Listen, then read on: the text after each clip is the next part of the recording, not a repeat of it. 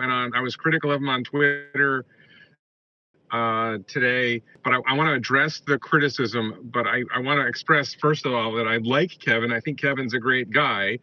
I think his stock analysis is sometimes wrong, and stock analysis of Tesla yesterday or today is just completely wrong. And I'm making this video. I would not have made this video. I'm traveling. Several people asked me to address Kevin's video, so I wanted to address it. And it turns out I thought I wasn't going to have time today. I am road tripping, but I actually have like an hour to kill. I mean, I probably could keep going, but I have more time than I thought. I got done with something I was doing early, an hour early. So as far as I've sort of scheduled the day, I'm good. So Kevin did this video where he picked on Tesla stock. And by the way, another thing, normally I do a video at 1 o'clock on Sundays. I did my live stream yesterday because I didn't think I would have time today. And this is not my regular live stream. I'm going to do this live stream specifically about Kevin. I may talk about one other thing. I'll see what comes up in the chat. But I just want to focus on, I started early because I'm ready to go. And once I'm done with this, I'm on the road, continuing the road trip. I'm in Savannah, Georgia right now, on my way to Atlanta next. So Kevin did this analysis, and he focused at first on the price earnings ratio. And what's critical with understanding the price earnings ratio is you have to understand what is the likely growth of the company, what are the likely earnings per share of the company in the future. So he was talking about 2025, and he's taking analyst estimates at $25 earnings per share for the year 2025, which is like my bear case for Q1 of 2025. If you look, like Tesla had something like $5 or $6 in earnings so far this year. Analysts are saying Tesla's going to have $13 in earnings this year. Next quarter and Q4, unless something bad happens, right? If we have more bad stuff that happens this year, if there's another Shanghai lockdown, if there's a nuclear war in Fremont or something like that, yeah, bad things can happen. But assuming we're past all the force majeure exogenous shock events and we have a relatively normal life for the next couple of quarters, even with a recession, Tesla's going to grow dramatically. We're going to see probably 400,000 vehicles delivered in Q3, 400,000 vehicles delivered in Q3, and maybe 450 in Q4. We're going to top 1.4 million vehicles for the year. And the earnings, as Tesla scales production and deliveries, as they scale production and deliveries, let me just turn this off. As Tesla scales production and deliveries, earnings go up disproportionate to the growth in revenue. We've seen this. Tesla will grow revenue 80%, but they'll grow earnings 300% or 200%. The earnings are growing faster than revenue. So $25 earnings per share for 2025 is, if you are a Tesla bull, even if you're, honestly, I think a Tesla moderate, $25 earnings per share for 2025 is absurd. We're probably going to see $15 a share this year. We're probably going to see $40 a share in 2023, right? And we're going to be over $100 a share in 2025. We might be $200 a share in 2025. The earnings are crazy. And in my first tweet to Kevin did reply to some of my tweets. He's looking at earnings per share and the price earnings ratio based on these low numbers and slow growth. And 2020 earnings per share for the full year was 64 cents. 2021 earnings per share was $4.90. That's like 8x, 6x, 8x. 2022, I think we're looking at over $15 a share. That's 3x. That's a year. Later part of the first quarter and the second quarter were rocked by these Shanghai lockdowns. This is Tesla being held back, and they're growing like crazy. So, he's not analyzing, and nowhere in the video does he analyze how fast are Tesla's earnings growing. He doesn't understand that from the video. I want to be clear. From what he said in the video, it appears he doesn't understand that Tesla's margins grow faster than their revenue. And he talked about how, well, Shanghai has high margins, but Fremont doesn't. And he said it like the American factories don't. He doesn't understand, again. And he was at Giga Texas. I think I saw him at Cyber Rodeo at the TeslaCon Texas event. Giga Texas and Giga Berlin are a completely new method of building cars that radically lowers cost and speeds production. And that means you're spreading the capex, the capital expenditure, over more vehicles. So you get a much lower cost per car. Prices have been going up, so margins on Giga Texas and Giga Berlin are also going to be high. Fremont is a lagger on margins. And he got into this whole thing about how Model S and X are big on margin, and he acknowledged that they're low volume. They're not, yes, they make a lot of, I'm sitting in a Model X right now. I'm sure Tesla made a lot of profit on this car. Okay, whatever. But, and I think he underestimated the cost of a Model X, and I don't think they're quite that cheap to make.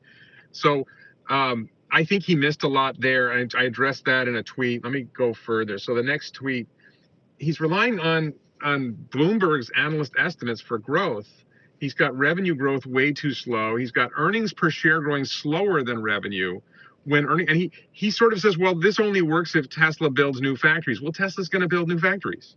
But even without the new factories, with the factories that they have and that we know about, right? Tesla delivered 936,000 vehicles in 2021. With 1.5 factories, and the one factory being Fremont, which is the least efficient, least productive factory of all the factories Tesla has. In 2023, Tesla's going to have maybe 4.5 factories, right?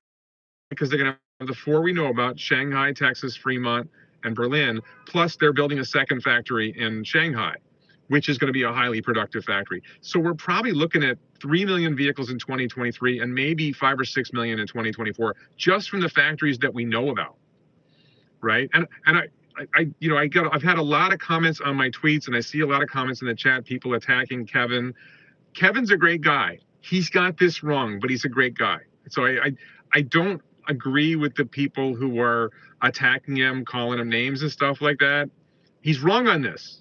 Right. And I hope to talk to him about it. Like, I'm doing a road trip. I don't know that there's gonna be a chance for us to have a conversation that be live streamed or anything, but I hope to have a conversation with him about this and go through all this and why I think he's wrong about this. So watching, I put this in my tweet, watching Kevin talk about Tesla's production and the need to have new factories in order to grow production. He does work hard, by the way. I agree with that. The need to have new factories to grow production. It's like I said, it's like watching flip phone users say the iPhone's not going to succeed. Like they just don't get. He is a great guy. I talked to Kevin a bunch. I love it. I really do like the guy. So I realize some people don't like him, but I like him. I might disagree with him on this, but I like him. So there was this moment in his video where he drew this S curve, and he's putting numbers on the curve, and he's putting growth rates on the curve. And unfortunately, with this form of video, maybe I can show you. Let's see. Can I get that on here? It's this one, I think. He's got this curve here. He's got this curve here, and he's got 70 for growth rate here. Is this showing up? And then he's got 50s for growth rate here. This is the slope of the curve. The number here should be smaller than the number here. Like he's demonstrating he doesn't understand. I don't know whether he's short or not. He says he's not. I take him at his word on that. But he's demonstrating he doesn't understand slope of a curve. It's like, what are you doing? And he signs a PE ratio of, he defended that in a tweet. In a reply to that, he defended the way he did the growth numbers, and they're just wrong. I'm sorry, Kevin. That's just bad math. That's just flat out bad math. And then he signed a PE ratio of 50 to a 50% growth rate. 50% growth rate is off the charts. A 50% growth rate, you're way over 100 PE ratio. That's just like totally misunderstanding the value of growth. Growth really, price earnings ratio goes up with growth, and like a 20% growth rate leads to a big price earnings ratio, but a 50% growth rate leads to a huge price earnings ratio. And we did 80% revenue growth from 2020 to 2021. We're doing 50% deliveries growth, but I think we're doing more than that revenue growth. Maybe it was 80% deliveries growth, but revenue growth is probably going to be bigger from 2021 to 2022 because the prices have gone up. Like I said, in Q2, one of the surprises was that revenue was higher than expected, because there was a 5% bump in deliveries compared to Q3 2021, and I figured, all right, give it 5% for price increases, but the auto revenue jumped more than that. The other revenue jumped more than I expected. so that their revenue is going up fast. So, and he says Tesla. Oh, this was another big one. He said he was looking at Tesla's cash pile, and I call it an $18 billion cash pile. And he's taken all these things out and saying this doesn't count as cash. And he said Tesla's inventory cannot be quickly converted to cash. They have 4 days of inventory. Whatever they have in inventory is going to be converted to cash in 4 days. You know, and that's a massive misunderstanding of Tesla's cash situation. Tesla cars are cash, right? This car I'm sitting in right now, this is $150,000 in cash anytime I want it. Maybe 160. And I paid 135 for it all in. And I could probably turn around and sell this for $150,000, $160,000. Tesla cars are cash, right? You're holding a Tesla car, it's cash. Hi, Brian. Okay, so last thing I have in my tweets. Oh, let me see if I can get this. Yeah, here we go. He's got operating profits, and he's looking at operating profits from Q2, which is 2.3 billion. He's ignoring that Q1 was 4 billion and Q4 was 4.5 billion, and he's using that to say he's using Q2 numbers, which are artificially suppressed because of the Shanghai lockdowns. I love the Plaid X. I'll talk about that in a minute. He's using Q2 numbers, which are artificially suppressed by the Shanghai lockdown, to say Tesla doesn't have a big jump between operating profits and CapEx, capital expenditure, and they invest in building a factory. But if you go back and you look at the previous 2 quarters, the gap between operating profits and capital expenditure was like $2 billion a quarter. That means they're generating like $8 billion in cash a year, and it's going up. It's going up. If there's a moderator, I don't know if there's any moderators, remastered retro PC. Let me see if I can. This guy's been posting weird comments and stuff, and remastered retro PC games. You're way off topic of what we're talking about. You've been way off topic in the comments on the videos too. So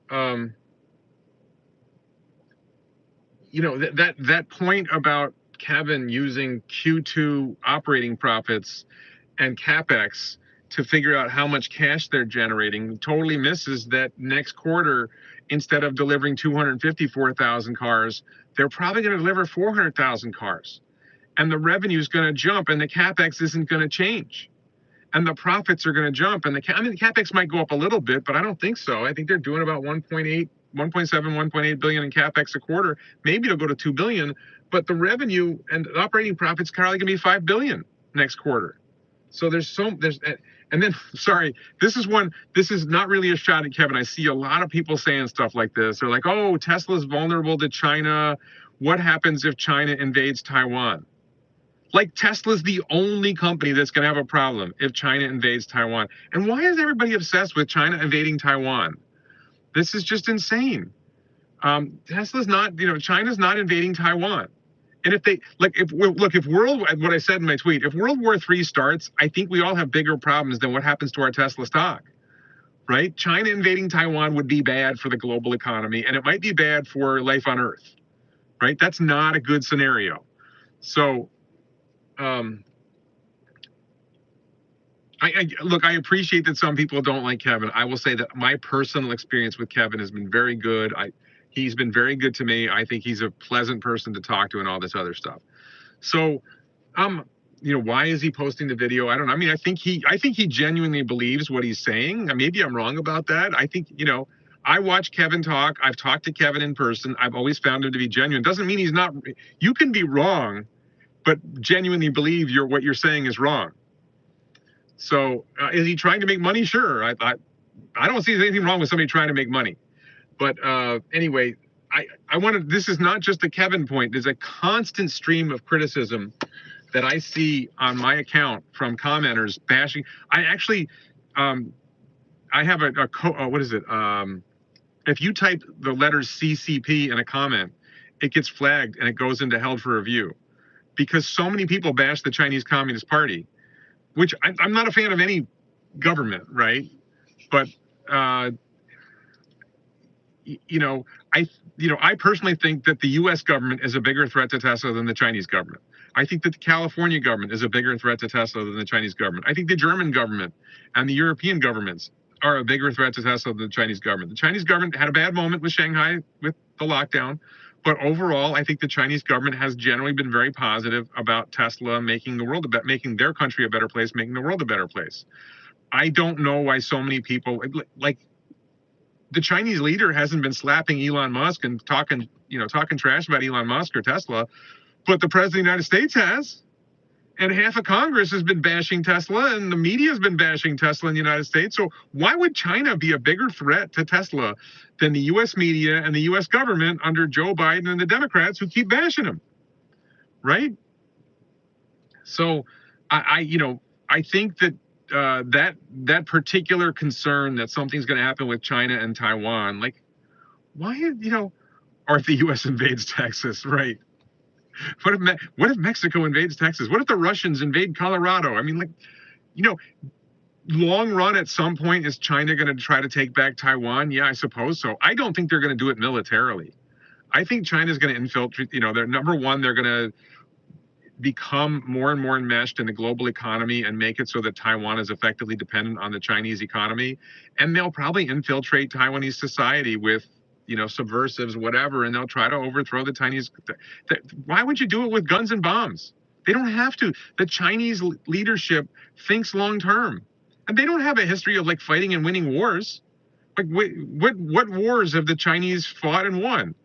So I just don't get that obsession with the Chinese government and the Chinese are going to invade, blah, blah, blah. Yes, Delithius gets the joke. Russia invades Colorado, Red Dawn, the original Red Dawn with Patrick Swayze. So hilarious. And meanwhile, the same people who are saying that the Chinese are going to invade Taiwan or the Russians are going to invade the United States, they don't want us to have guns. So silly. Would my view on Kevin change if you find he was short in doing this? Not really. I mean, I have a personal relationship with Kevin where we met, we talked on Zoom a couple times, we met in person. He's a very pleasant guy. Yeah, I think Irving's point, you could argue that Kevin is just entertainment. I don't watch his videos to look for his analysis of the stock market. I just do my own analysis of the stock market. I mean, I look at James Stevenson some. I look at Dave Lee. Honestly, Dave Lee is probably my favorite channel for understanding this kind of stuff. Rob Maurer, the channels I watch are Rob Maurer, Dave Lee, and Limiting Factor.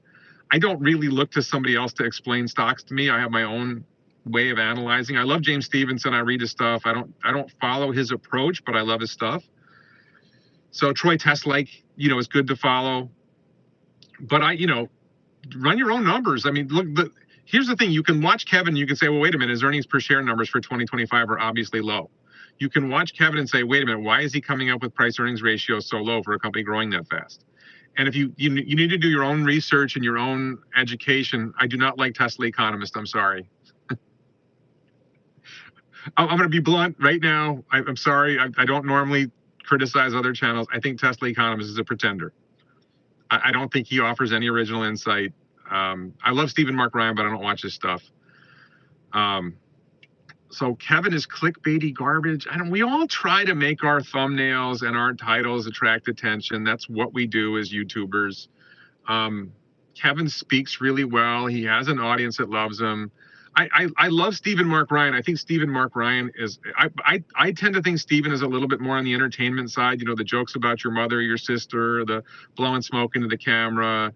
I love Stephen. I think Stephen is huge for the community. I just don't watch him. I used to watch him. I don't watch him anymore. I watch Dave Lee 100%. I watch lots of Dave Lee videos. I watch a lot of Rob Maurer videos, and I watch every Limiting Factor video.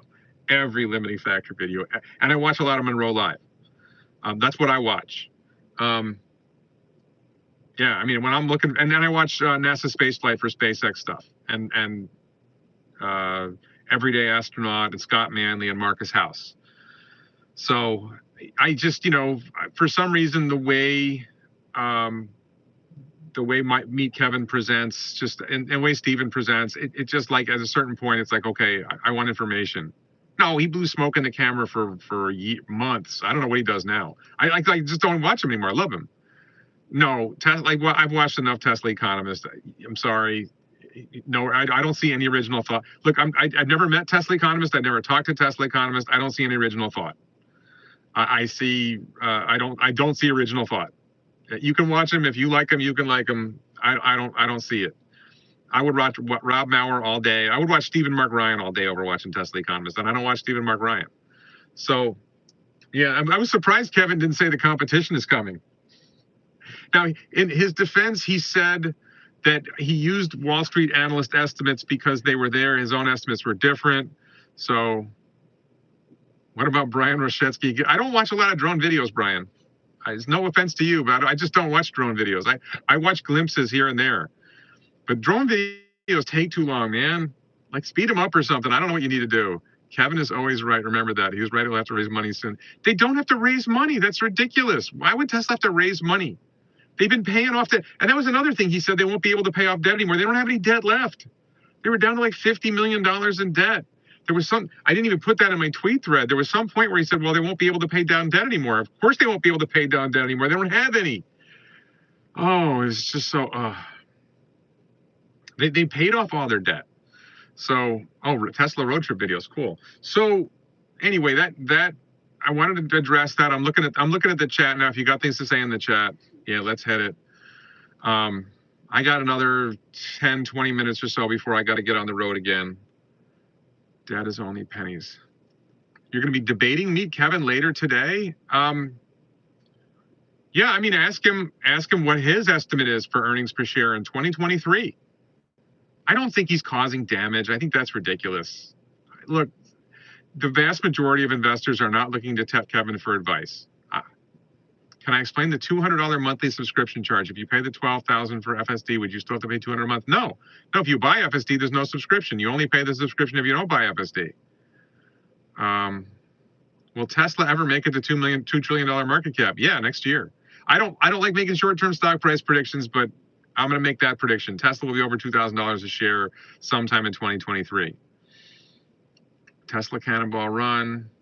I don't like, how many people are watching this channel? How much of Tesla's a $800 billion market cap.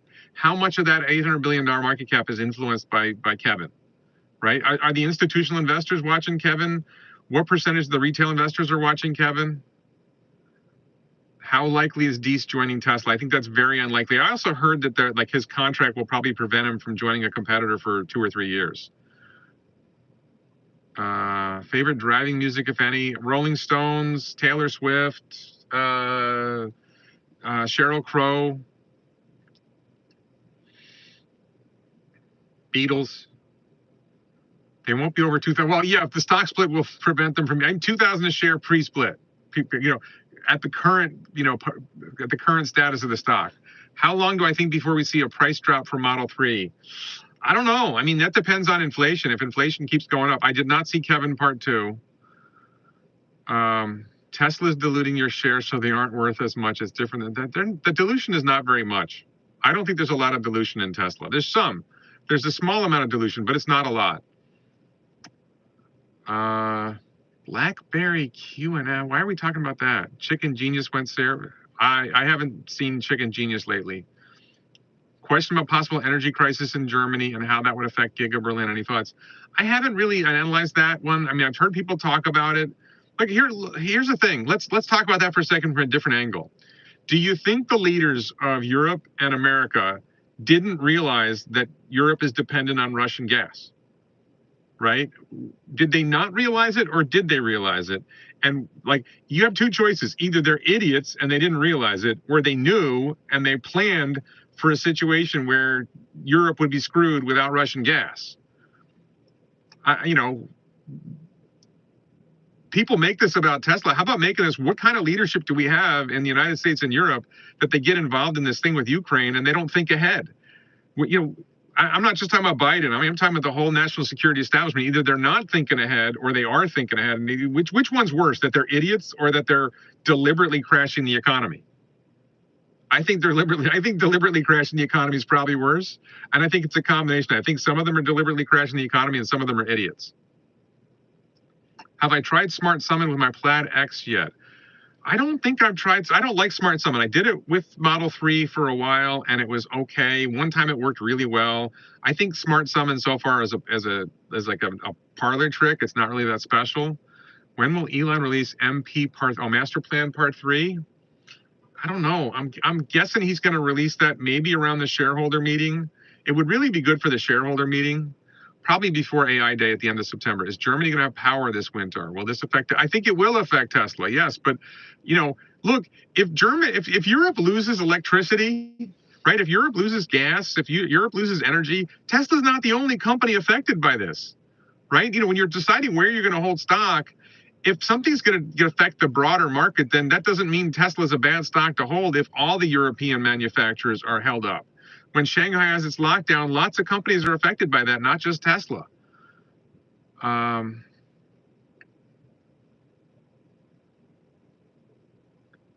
what did you think was a fair criticism? What was a fair criticism of what? Can Tesla Germany run only on early solar? They don't have enough solar to run the factory, no. Any updates on Lucid? Not yet. I haven't seen any Lucid news. How are my Uber puts? I had to sell my Uber puts and my Lyft puts as part of the divorce because we couldn't split the account without selling those. So, and unfortunately, I think they got better after I sold them. It was bad timing. Hi, Mark Potocnik. Why am I heading to Texas? Oh, so I am on a road trip. I had to drop a kid off here in Georgia, and then I'm going to go visit a couple of friends in Georgia for a couple of nights. Then I'm going to Austin. I'm going to get to Austin early for the shareholder meeting. I'm going to explore Austin for a little more than a week. And then I'm going to go to the shareholder meeting, and then I'm going to drive back to Florida. So you can't go to the Texas Tesla shareholder meeting and not bring the Plaid X. The only thing that matters is the S-curve holding up sustainable growth. You could look, lots of things can hold up growth, right? But this is what Elon talked about. If you think there's going to be a force majeure event, some exogenous shock, but look, if there's an exogenous shock event in China, in Europe, whatever, it affects lots of companies. Tesla is not, because Tesla is expanding. It's in China, it's in the US, it's in Europe. Tesla's not particularly exposed to one country anymore. They're spread out their risk. He's not a hyperbole. He's realistic, down-to-earth investor. So I think, by the way, he mentioned, what's the GPU company? NVIDIA. He mentioned NVIDIA. I think he's right that NVIDIA is a potentially good investment. I think he's still got his numbers wrong on NVIDIA, but I think NVIDIA is a pretty good investment. And when I look at NVIDIA, I haven't done a deep dive on NVIDIA, but I thought NVIDIA looked pretty good. Well, he says his biggest position is Tesla. I agree with others. We don't know that he's not shorting Tesla. We can't know that. But there's no way. I could be way wrong, but I don't see any chance that Tesla has to raise capital unless there's some major exogenous shock event. So, meet Kevin just reached why companies like VW can't beat Tesla. Tom, you were saying something before, and I asked you a question. I didn't see your answer. You said, I love Tom. Tom's in the chat. He said, I think it was a fair criticism, Warren. What was a fair criticism, Tom? No, NVIDIA is a good investment because they're doing really well on AI hardware, and they're doing really well on growth. They're growing really fast. They're doing really well in AI hardware. They're profitable. There's a lot of good stuff. So, how am I doing on time? 2:23. All right. I got another 10 minutes maybe. I don't care what Nancy Pelosi's husband bought. That is funny, but this winter is going to be interesting. Yeah, but you just got to recognize when people bring up, well, Tesla's sensitive to Russian gas flows or Tesla's sensitive to what China does. Lots of companies are sensitive to that stuff. Tesla's not the only one. So, all right, let's see. Was there anything else I wanted to talk about? Let me just talk really quick. I talked about this yesterday, but I'll talk about it again today. My Model X, let me put this up here. I don't think I want to put that up. My Model X is now over 10,000 miles, a month and a half. I've got over 10,000 miles in the Model X Plaid. Somebody asked me what I think of the Model X Plaid. I love it. This is the Model X Plaid interior. That's my bedding back there. in case I have to sleep in it. I don't think I'm going to have to sleep in it on this trip, but I got bedding in there just in case. I don't think Elon said it can't beat a GPU stack. I think Elon's saying that they're waiting to see whether Dojo is better than NVIDIA GPUs. I'm getting into Atlanta, I don't know, late afternoon, evening, having dinner with friends, sleeping over at their house, going and hanging out with them the next day, and then I think Tuesday morning I'm driving to Austin. So, so the Model X Plaid, the number one thing we should talk about is the acceleration is absolutely insane. The acceleration of the Model X Plaid is absolutely insane. I personally don't think the 0 to 60 acceleration is as impressive as things like when you're on a country road and you enter a passing zone and you get a dotted yellow line, you get an opportunity to pass, and you're in a 65 zone, the car in front of you goes 55 and you punch it. And in my Model 3, you punch it, you get back over, you're going 85. In this car, you're in sport mode, you get back over, you're going 95. In Plaid mode, you get back over, you're going 115. It's absurdly fast. When you're merging on a highway and you're on the entrance ramp and you see an opening in the left lane and you got to punch it to get there, and you punch it and you're there so fast. There's certain contexts where it really matters. So that's the value of the acceleration. But overall, how often do I put it in Plaid mode? On a typical day, I don't. I drive it in sport mode most of the time. I don't. Chill mode is too slow, but Plaid mode is sport mode is plenty fast. So the rest of the stuff, these seats are absurdly comfortable. I've got it on. I've got the ventilated seat feature on right now. Let me turn it off of the other passenger seat. The ventilated seats are amazing. The interior is very spacious. I would rather that it didn't have these second row seats. I wanted a 5-seater. The second row in this doesn't fold down, so it's not good for cargo. It's not good for sleeping. It's not as good as it could be. What was this question? Thank you, Ron Bevins, for joining the channel. Do I think self-driving can become dominant in the next 10 to 20 years? I don't keep with news on self-driving. I think self-driving will become critical in the next year or two. I don't make short-term stock price predictions, Willie. How's the ride? The suspension is fantastic. I also love that when I'm in like dirt roads, if you go check my channel, I did a video about driving on dirt roads. I love the fact that you can raise the suspension for bad conditions. And that's a pretty cool feature. It actually remembers it. It defaults to remembering that spot to raise the suspension, which I find like kind of annoying, but I think for some situations that's a good thing. So Jupiter James says, I rode in the back of a Model 3, not so comfortable. Would love to get the Model Y. I've ridden in the back of Model 3 plenty, and I think Model 3 is great. I suppose it depends on which car. I don't know which year. How about snow? I haven't driven it in snow. I've driven it in sand. It's okay in sand. I got stuck once. So something looks different. I did just get rid of all the hair. I did just pretty much eliminate all the hair. It'll grow back. The sound system's great. I'm not really nitpicky on sound. So I think the sound system's great, but I'm not the guy to ask about that. I don't have any thoughts on integrating. I don't play games in the car. I watch YouTube in the car. That's what I do. So I don't know that how much stock he's holding. Why do Wall Street analysts ignore guidance given by Tesla? They say they'll produce 20 million vehicles in 2030, but Wall Street only estimates a max. I don't think Wall Street gives them 10 million. So let's see what else about the Model X Plaid. The windshield goes all the way up to the top, and when you're out in the sun shines on your head. So there are aftermarket things you can put up there to increase the tint or increase the shading from the sun. I just wear a hat. I look very aerodynamic. That's right. When I go for my dunks, I don't want the hair to interfere with my dunking. When I go to dunk a basketball, I want to be able to fly through the air smoothly without the wind resistance at the top level. That's very important. Is Model X a chick magnet? Not so far. I'm afraid nothing I'm doing is a chick magnet. No, I got no chick magnet action going on. There's no chick action whatsoever. So yeah, that's not happening. Laws of steam engines don't apply. I'll tell you one other cool thing. One other advantage, and this is an advantage of any Tesla, is Jeffrey, you think I can't dunk? So I do not tell people I have 30,000 shares. That is not true. Oh, Kevin's been telling people he has 30,000 shares. I don't know. So let's see. There is tons of room. The frunk is kind of cool. My particular Model X, I think, has been a little bit more iffy on fit and finish and, little things that need to be fixed. And I, my service experiences have been okay, but not great. I don't want to trash it like other people do. The service staff are great. They get some things done right.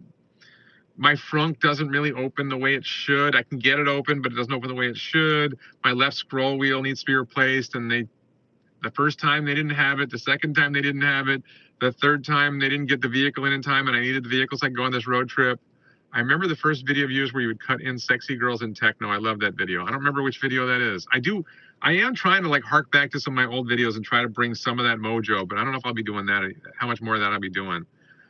Having never driven FSD, I'm worried it might be annoying having the car try to control stuff while I'm driving, like adjusting suspension. Well, the car only adjusts the suspension if you've effectively told it to adjust the suspension here. So I personally don't want it to do that, but FSD is fantastic. I need a puppy. Maybe a puppy would help. Yeah, sure. I need a baby. So I think if I had a baby, I'm gonna have a baby through a surrogate, or I'm gonna steal one, or what is it, sugar? I'm gonna hire a sugar baby to give me a child. And then once I get all that done, then I'll do that. Am I concerned with Falcon Wing door? I have not had problems with the Falcon Wing doors. I think the Falcon Wing doors are cool. I love showing off the car. The car shows off well. Will a 2022 Model 3 with FSD sell for more in 5 years than it does now? Yeah, because in 5 years, FSD is going to be working robo-taxi, and it'll be worth, generate 30,000 plus a year in revenue. Steal one. All right, so what time is it? All right, I think I need to get going. This is a shorter one than usual. Yesterday was my regular live stream moved up, and I didn't think I was going to have time for this live stream today. And there's any issues with the X. I personally would choose a long range X with a 5-seater or a 7-seater so you can fold flat. I think the 6-seater, if you're going to be carrying passengers a lot, the 6-seater is great. If you're not carrying passengers a lot and you want to have cargo space and you want to be able to sleep in it, then the 5 or 7-seater long range is better. And also the long range is better for more range. And I guess one of the things is I'm so used to driving my Model 3, which is hyper efficient, gets like 4 miles per kilowatt hour or better. This one gets like 2.5 miles a kilowatt hour. So, and especially when you go 85 miles an hour, the range suffers. So, oh, thank you, Amy. Nice to see you on here again. I think I missed Satellite. I think I drove through Satellite Beach the other day, but I didn't stop. All right. So I think that's it. I'm going to wrap it up now.